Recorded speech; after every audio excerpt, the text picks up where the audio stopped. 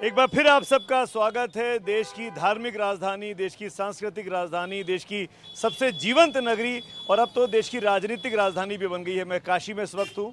मेरे पीछे आप देख सकते हैं इस पप्पू की चाय की दुकान पर पान खाने प्राइम मिनिस्टर भी आ चुके हैं। गोपाल चौरसिया जी की पान भंडार पर 80 पे। कब आए थे प्रधानमंत्री जी आपके यहाँ? 22 में यहाँ चाय पिए पान खाए। पान खाए थे? क्या पान खिलाए थे उनको? मगही पान। मगही पान खाए थे। क्या बोले खाने के बाद? चूना नहीं लगवाए थे। चूना नहीं लगवाए थे। यहाँ पे माफ करिएगा, पंचायत पूरी बैठी हुई है और अब देखिए दो ऐसे शख्सियत हमको मिल गई हैं जो रोज हमारे साथ टीवी पे जुड़ती हैं। हर्षवर्धन जी यहाँ बाई चांस चाय पीने आए और एनडीटीवी से करा के। शांतनु, स्वागत है आपका। शांतनु हमारे साथ हैं। ये दोनों टीवी के डिबेट्स में हमारी चर्चाओं में अक्सर भाग लेते रहते हैं। मैं आप दोनों के पास आऊँगा, लेकिन आपको जाना है। आप काफ़ी देर से इंतजार कर रहे हैं, मैंने आपको बांधा हुआ था, इसके लिए माफ़ी चाहता हूँ। आप बनारसी आदमी है, खाटी बनारसी हैं। आपको क्या लगता है बनारस के बारे में जब राजनीतिक तौर पर चर्चा होती है और बनारस की जो धार्मिक चर्चा पीछे छूट जाती है, आपको क्या चीज़ पसंद है? बनारस राजनीतिक नक्शे पर जाना जाए या धार्मिक नक्शे पर जाना जाए? देखिए, बनारस को धार्मिक जो भावना है वो कभी खत्म नहीं हो सकती है। और राजनीति से धार्मिक धर्म जुड़ा हुआ है, ये दोनों अलग नहीं हो सकते हैं। लेकिन बनारस की जो महत्ता है मेनली धर्म से है। और पिछले 10 साल में माननीय प्रधानमंत्री आने के बाद जो मूलभूत सुविधाएं होती हैं, आपको टाटा का 2 कैंसर हॉस्पिटल बनारस को दिया उन्होंने, एक सुपर स्पेशलिटी हॉस्पिटल दिया, अभी एक वृद्धा उसके हॉस्पिटल बना रहे बीएचयू में 250 बेड का, और 4-5 कन्वेंशन सेंटर भी इन्होंने दिए। अब प्लस जो आपके रिंग रोड ये से बनाए हैं। ये मूलभूत सुविधाएं हैं जो आम नागरिक देख नहीं रहा है।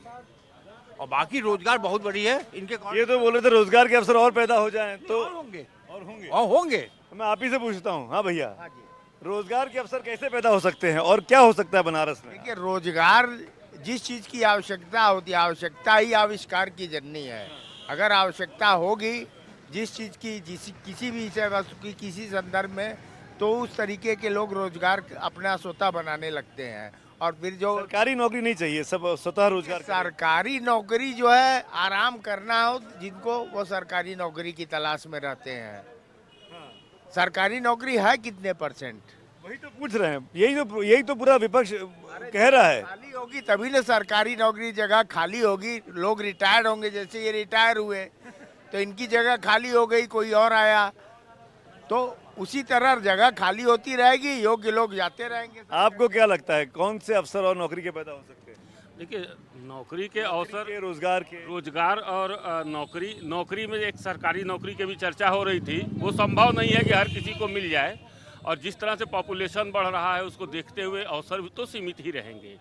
अब इन अवसरों में से और कैसे पैदा किया जाता है व्यवसाय को, जो काशी में इस बार देखने को मिल रहा है। इन 10 वर्षों में एक छोटे से अगर स्तर से हम ले जाएं तो कभी 80 घाट पर 1-2 चाय की ठेपरी होती थी दुकान, आज हर हाथ में कई सारे ऐसे हाथों में वो नींबू चाय का लिए हुए, और कम से कम 1000 परिवार, और रोज रात को 200-2,500 हजार रुपया कमा के ले जाना। अगर आप काम करना चाहते हैं तो तरीके बहुत हो सकते हैं, रोजगार के भी और इसके भी। अरे कहाँ चले गए आप लोग? अरे धूप में आइए महाराज, आप लोग तो धूप के लोग हैं, कहाँ छाँव में चले गए? ये चर्चा चल रही है हर्षवर्धन जी, और आप क्योंकि पॉलिटिक्स भी समझते हैं, इकोनॉमिक्स भी समझते हैं, फिर रोजगार के अवसर के बारे में कुछ और व्यवस्थाएं होनी चाहिए, क्योंकि जैसे जनसंख्या बढ़ती जा रही है, ज़रूरतें बढ़ती जा रही हैं, तो वो क्या क्या ऑप्शंस हो सकते हैं?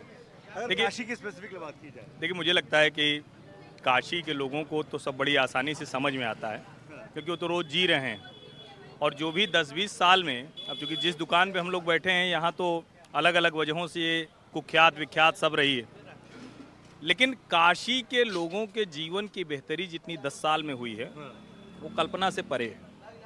किसी भी घाट पर बिना कांधा लड़ाए, और काशी वाले मस्त लोग हैं, बनारसी बम बम करते हैं, लेकिन भैया जीवन खराब हो जाए उसी में कहें आप वो बम बम है, ये ठीक नहीं। मोदी ने जीवन स्तर बेहतर किया है। 22,000 करोड़, हम आप तो आए हैं अभी कवर करने के लिए, लेकिन जो बाबा विश्वनाथ धाम देखने आते हैं, 22,000 करोड़ सिर्फ 1 साल में उन्होंने खर्च किया है। 22,000 करोड़, यानी इस शहर में वो लोग जो पूछते थे कि आखिर ये 8 करोड़ 10 करोड़ पर्यटक आके क्या करेंगे, वो हुआ है। लेकिन इसके आगे की एक बात है, मुझे लगता है तीसरे कार्यकाल में प्रधानमंत्री नरेंद्र मोदी को शहर को और कैसे बेहतर तरीके से यहाँ कर सकते हैं, क्योंकि जब इतने लोग आएंगे तो तो जो 10 साल पहले आया था उसको तो बड़ा अंतर दिखेगा, जो अब आ रहा है उसको लगेगा यार जाम में तो अभी भी फंसे हैं, अभी भी जा रहे थे दशाश्वमेध घाट पहुंचते पहुंचते जहां 20 मिनट पहुंचते थे लग गया 1.25 घंटे, या 80 घाट जा रहे हैं तो टाइम लग गया। तो मुझे लगता है उसकी थोड़ा सा करना पड़ेगा। और कल हम लोग चर्चा कर रहे थे, अब काशी को सैटेलाइट टाउन की तरफ की जरूरत है। यहाँ काशी विश्वनाथ धाम अलग तरह से हो और जो और विस्तार हो रहा है वो थोड़ा सा बाहर मैं लौटता हूँ, हर्षवर्धन जी यहाँ पे हैं और तमाम मेहमान भी हमारे पास बैठे हुए हैं। लेकिन एक चीज़ बड़ी इंपॉर्टेंट है कि अब सेटेलाइट टाउन की ज़रूरत है और काशी के आसपास कई सारे सेटेलाइट टाउन डेवलप भी हो रहे हैं। लेकिन मैं लौट के आता हूँ, घाट पे एक सज्जन मैं वो कहे कि भैया विकल्प क्या है। कहे ठीक है मान लीजिए हम सोचे ही लें तो विकल्प बताइए किसको दे दें।